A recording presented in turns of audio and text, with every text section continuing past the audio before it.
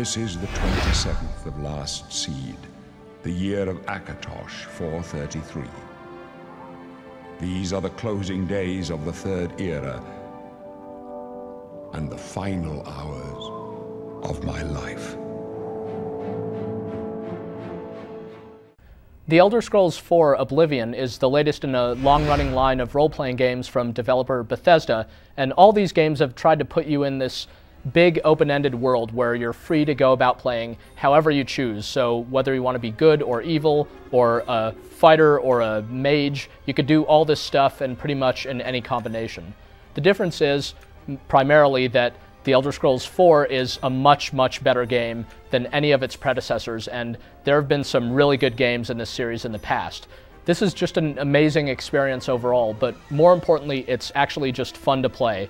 Whether you're in a lot of combat and slugging it out with your opponents, or creating your own potions, or burglarizing people's homes and taking their stuff and selling it to the Thieves Guild. This game just delivers a lot of thrills and looks fantastic and sounds fantastic pretty much the whole way through. Yeah.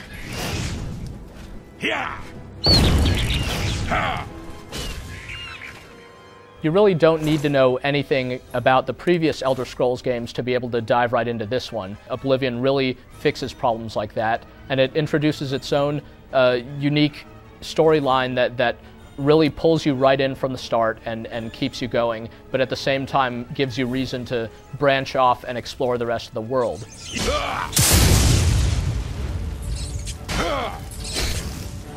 Like the other Elder Scrolls games, Oblivion takes place in the fantasy world of Tamriel, specifically in the imperial province of Cyrodiil. It's basically this big chunk of landmass where there are a whole bunch of different cities, including a main imperial city, and all this stuff off the beaten path, various dungeons and so on and so forth.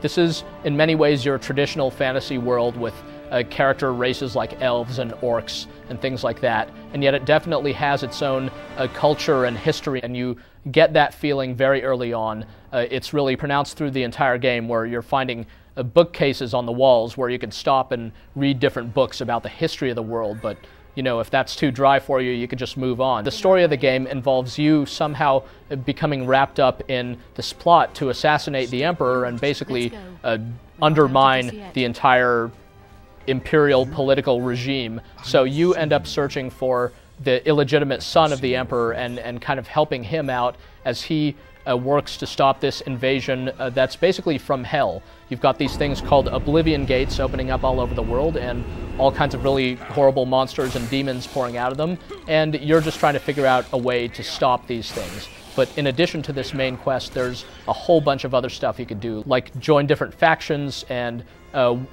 basically solve a whole bunch of people's different problems, and even just go off questing on your own, whether you're hunting animals or stealing from the rich and giving to the poor, or pretty much any number of things. You could be making your own spells, making your own potions, owning your own businesses, all kinds of stuff. This game just has a remarkable amount of stuff that you could do in it, and all these different things, they're pretty entertaining in their own right, but when you add them all up together, it's just an incredible thing. And over in the Priory House,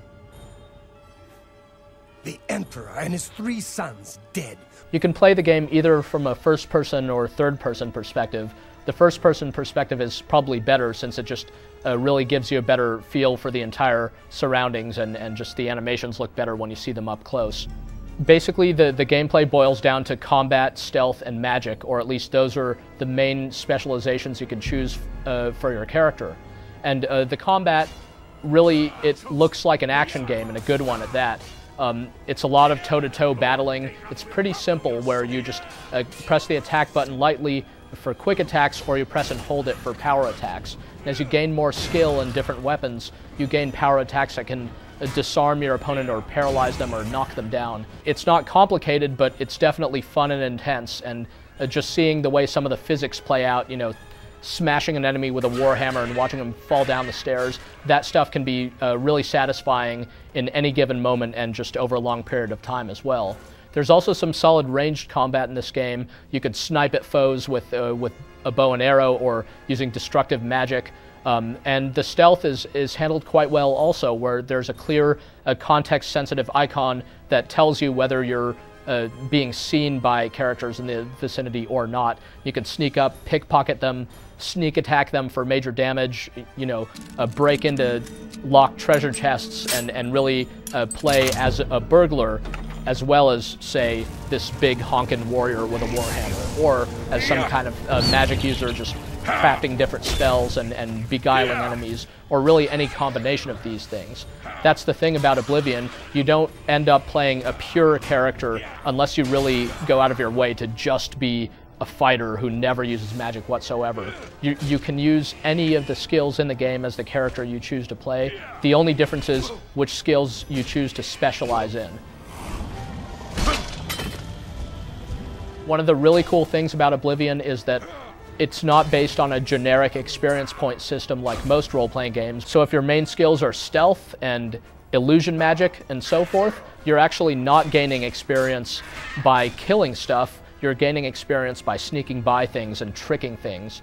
This is the sort of game that you could find yourself playing for long periods of time. Should you get stuck, there's always something else that you could go and do. And it helps matters a lot that the whole thing looks and sounds as great as it does. Full speech for all the different characters you meet, which is really something that's pretty amazing. I mean, this game has literally hundreds of different characters in it. They're all introducing themselves to you and have their own unique face, and you know, they lip sync their speech and have a little glint in their eye. They're really quite believable, and that's made possible by the high quality full speech throughout the whole game. And then there are the visuals themselves, which, you know, a lot of the time this game just looks totally amazing. Once in a while, especially if you're playing the PC version, you'll see the frame rate maybe hitch up a little bit, but for the most part, just the quality of the detail and the surroundings is just staggering. Whether you're in some underground catacomb with, you know, crazy skeletons and tortured victims hanging off the walls, or in some hellish otherworldly plane, which you'll get to see quite a bit of during this game, or just in a town in someone's home, you'll be impressed by just the amount of stuff that goes into every scene. It's this game where you could cover miles and miles of distance just walking around, and you could also just stop and look around in someone's home and, you know, steal a carrot off of their dining table or take their silverware. I mean, it's really got that fine a level of detail in it. Oblivion is available for the Xbox 360 and the PC, and you're basically getting the same game in both versions, but there's some subtle, important differences between the two. Basically, unless you have a high-end PC that can run this game to its fullest potential, you're not going to get a graphical presentation that's as good as the Xbox 360 version. If you have a nice home theater, big widescreen HD TV, 5.1 surround sound and all that, the Xbox 360 version is your safest choice. On the other hand, if you have a very, very souped-up PC with a recent high-powered graphics card, it's possible to get the PC version looking even better than the 360 version. There's some other little differences between the two, like on the PC, you can download the toolkit to create your own content, and more importantly, you can download other people's content, although the Xbox version also has hooks for downloadable content in the future. The Xbox version also has unlockable achievements to entice you to get in good with a lot of the factions and explore a lot of the content in a way that the PC version doesn't do as much. But the important thing is you're getting a fantastic role-playing experience either way. Whether you've been playing computer role-playing games for years and years and years, or whether you've been playing console role-playing games for years and years, or both, chances are Oblivion is going to impress you in a way that very few games you've played in the past have.